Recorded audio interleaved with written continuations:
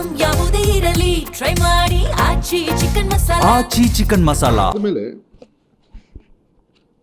29/11/2006 ಗೌರವಾನ್ವಿತ ಮುಖ್ಯಮಂತ್ರಿಗಳಂತ HD ಕುಮಾರಸ್ವಾಮಿ ಅವರು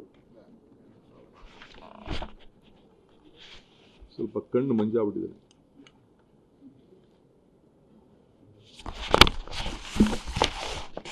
ಈ ಭೂಮಿಯನ್ನ ಇದು ಗಮನದಲ್ಲಿ ಇಟ್ಕೊಳ್ಬೇಕು. ಈ ಎಲ್ಲ ಭೂಮಿಯನ್ನ ಖಾಸಗಿ ಜಮೀನನ್ನ 29/11/2001 ಸರ್ಕಾರದ ಆದೇಶ, ಇದು ನಾನು ಓದ್ತಾ ಇರೋದು ಕರ್ನಾಟಕ ರಾಜ್ಯ ಪತ್ರ, ಅಧಿಕೃತವಾಗಿ ಪ್ರಕಟಿಸಿದಂಥ ವಿಶೇಷ ಪತ್ರ. ಈ ಯೋಜನೆಯಲ್ಲಿ ಘೋಷಿಸಲ್ಪಟ್ಟ ಮೇಲ್ಕಂಡ ಗ್ರಾಮದಲ್ಲಿ ಯಾವುದೇ ಪ್ರಾಧಿಕಾರವಾಗಲಿ ಅಥವಾ ಯಾವುದೇ ವ್ಯಕ್ತಿಯಾಗಲಿ ಬೆಂಗಳೂರು ಮಹಾನಗರ ಪ್ರದೇಶ ಅಭಿವೃದ್ಧಿ ಪ್ರಾಧಿಕಾರ ವತಿಯಿಂದ ಪುನರ್ವಸತಿ ಪೂರ್ವಾನುಮತಿ ಪಡೆಯದೆ ಯಾವುದೇ ರೀತಿಯಲ್ಲಿ ಅಭಿವೃದ್ಧಿಗೆ ಅನುಮತಿ ಕೊಡತಕ್ಕದ್ದಲ್ಲ ಅಂಥೇಳಿ ಇದನ್ನ ರೆಡ್ ಝೋನ್ ಆಗಿ ಇದನ್ನ ಇಟ್ಟರು ಅವತ್ತು ಮಾನ್ಯ ಶ್ರೀ ಕುಮಾರಸ್ವಾಮಿ ಅವರು.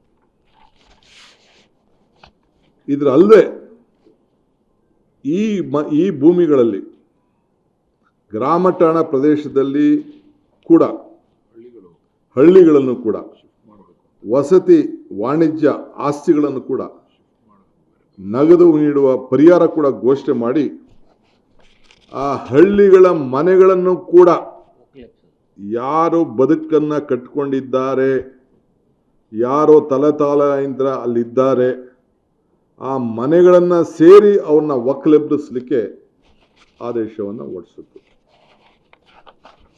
ಅವ್ರಿಗೇನೇನು ದುಡ್ಡು ಕೊಡಬೇಕು ಅಂತ ತೀರ್ಮಾನ ಕೂಡ ಮಾಡಿದ್ರು.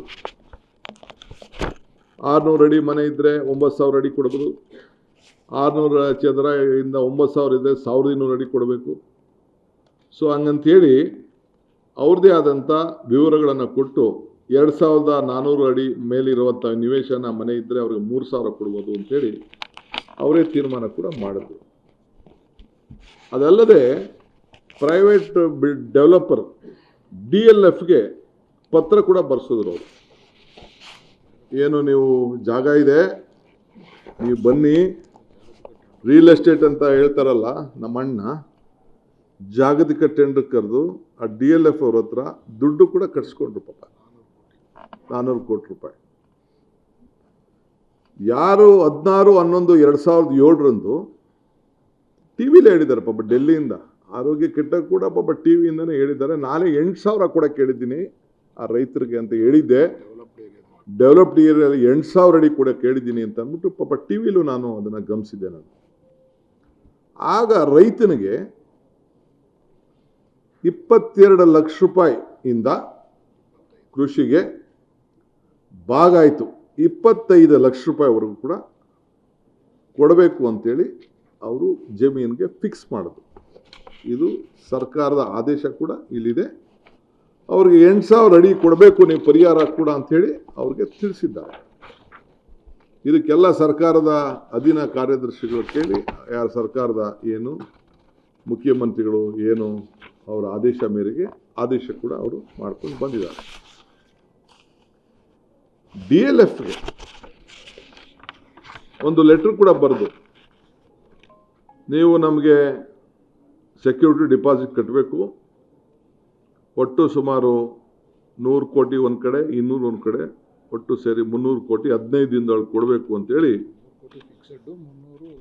100 ಕೋಟಿ ಫಿಕ್ಸೆಡ್, 300 ಕೋಟಿ ಪೇ 15 ದಿನದಲ್ಲಿ ನೀವು ಕಟ್ಟಬೇಕು ಅಂತೇಳಿ ಅವ್ರಿಗೆ ಲೆಟರ್ ಆಫ್ ಇಂಡೆಂಟ್ ಮಾಡಿ ನೀವು 15 ದಿನದಲ್ಲಿ ಅಗ್ರಿಮೆಂಟ್ ಮಾಡ್ಕೋಬೇಕು ಅಂತೇಳಿ ಮಾಡಿದ್ದಾರೆ. ಇದು ನಾನು ಮಾಡೋಣ ಈ ರಿಯಲ್ ಎಸ್ಟೇಟ್ ದಂಧೆ ಅಣ್ಣ ಅಪ್ಪಾಜಿ? ಯಾರು ಇದನ್ನು ಮಾಡಿದ್ದು? ಯಾರಿಗೆ ಇದನ್ನ ಹೇಳ್ತಾ ಇದ್ದೀರಿ ನೀವು? ಯಾವ ಹೋರಾಟ? ಎಲ್ಲಿ ರೈತರು? ಯಾವ ರೈತರು? ಯಾರು ನಿಮ್ಮ ಬದುಕಿಗೆ, ರಾಜಕಾರಣ ಬದುಕಿಗೆ ಯಾರು ನಿಮಗೆ ಶಕ್ತಿಯನ್ನು ಕೊಟ್ಟರು? ಈ ದೇಶವನ್ನು ಗೌರವದಿಂದ ನಿಮ್ಮನ್ನು ಆ ಸ್ಥಾನದಲ್ಲಿ ಕುಣಿಸಿದ್ರು, ಅವರ ಮನೆಗಳನ್ನು, ಅವರ ಬದುಕನ್ನು, ಅವರ ಆಸ್ತಿಗಳನ್ನು ಕಿತ್ಕೊಳ್ಳಿಕ್ಕೆ ನೀವು ಮಾಡಿದಂಥ ಸಂಚು ರೂಪ ಎಷ್ಟು ದಿನ ನೀವು ಮುಚ್ಚಿಡಕ್ಕಾಗ್ತದೆ? ಎಷ್ಟು ಸುಳ್ಳು ಹೇಳಲಿಕ್ಕಾಗ್ತದೆ?